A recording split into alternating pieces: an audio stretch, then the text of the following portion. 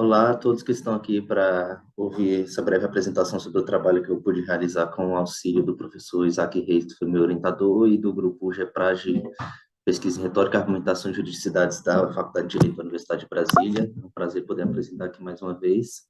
Vamos lá, rapidamente. O meu trabalho foi sobre o juiz ideal, que é um estudo dos critérios normativos nacionais e internacionais que regem a atuação do magistrado brasileiro.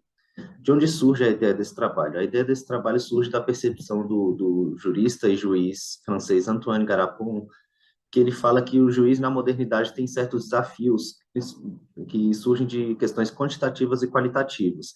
Primeiro, quantitativas, a gente tem a explosão do contencioso. Só no Brasil, hoje em dia, a gente tem 75,4 milhões de processos em andamento, segundo Justiça em Números do CNJ.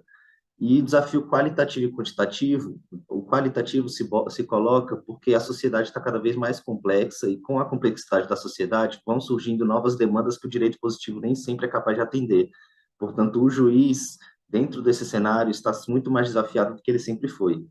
Além disso, soma-se a isso, inclusive, o que o Antônio Garapon chamou de declínio das autoridades na sociedade moderna, isso é, sendo que a ausência de certas autoridades religiosas e morais, o juiz acaba sendo a última pessoa a dar a palavra em questões morais da sociedade, questões éticas, e isso tudo coloca o juiz dentro desse cenário desafiador. Então, a minha questão é tentar entender como o juiz se porta e como ele deve se portar a partir de uma visão detidamente institucional. Então, é por isso que a gente chega aqui que essa visão vai ser a partir de uma visão de ética prática. A ética prática, como se sabe, surgiu desde de Aristóteles como ética nicômaco e por isso foi impossível se furtar de citar o Aristóteles nesse trabalho. Então, Aristóteles é fundamental justamente porque ele coloca esses fundamentos da virtude, quais são os comportamentos que fazem o homem virtuoso, e também pelo seu trabalho de sistematização e organização do que seriam essas virtudes. Então, isso é importante para o trabalho para justamente tentar organizar e sistematizar o que as instituições esperam dos juízes. O Rhetorical Turn de Theodor Fichte, que ainda também é muito importante, pois traz a recuperação da tópica e da retórica nos estudos da ética prática, e a tópica se relaciona muito com os desafios dos juízes, porque diz justamente que no direito não se pode se furtar de dar resposta para os problemas concretos, e o juiz está justamente dentro desse cenário, tendo que dar respostas, às vezes, para aquilo que ele não tem. O João Marissa Deodato também é muito importante para o trabalho do professor João Marissa Deodato, porque a partir da retórica como método, ele fala que as questões devem ser tratadas a partir do que elas efetivamente são, e é justamente o que o trabalho tenta fazer. As normas e o juiz ideal, então a gente chega, eu faço um traçado um pouco dessa linha do tempo, desde a Lei Orgânica da Magistratura Nacional até aí passamos pelos princípios de Bangalore de 2001, que é um esforço internacional para tentar criar padrões e princípios para a atuação dos juízes. A emenda constitucional de 45 foi fundamental pela criação do Conselho Nacional de Justiça, o Código Ibero-Americano de Ética Judicial, que é o mais completo deles, de 2008, formulado pelo professor Manuel Atienza e pelo Vigo, e o Código de Ética da Magistratura Nacional, que abordou e incorporou muitas dessas ideias do Código Ibero-Americano.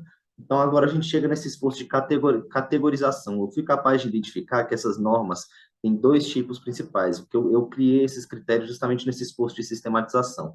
Temos as normas meio, são justamente que está mais na LOMAN e também até na Constituição Federal, de que cria essa estrutura onde o juiz vai poder se portar, vai poder atuar, e são fundamentais para o juiz poder atuar, e o mais importante para o trabalho, que são as normas fim, que a gente vai ter aqui, que é o que diz justamente, de fato, sobre como o juiz atua e como ele deve atuar.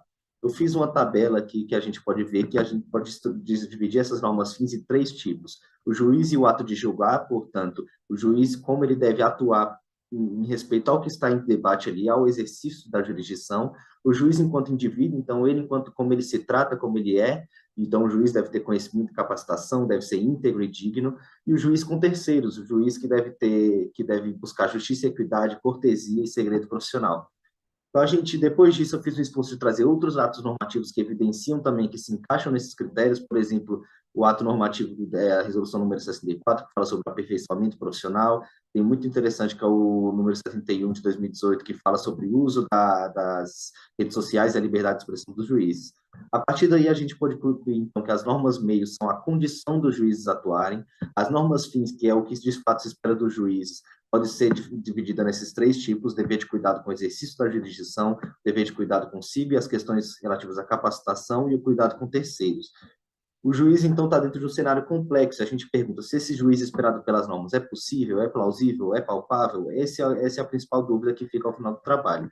Um agradecimento ao professor Isaac, ao GEPRAG mais uma vez, aqui algumas das referências bibliográficas que eu utilizei. Muito grato por estar aqui, muito obrigado.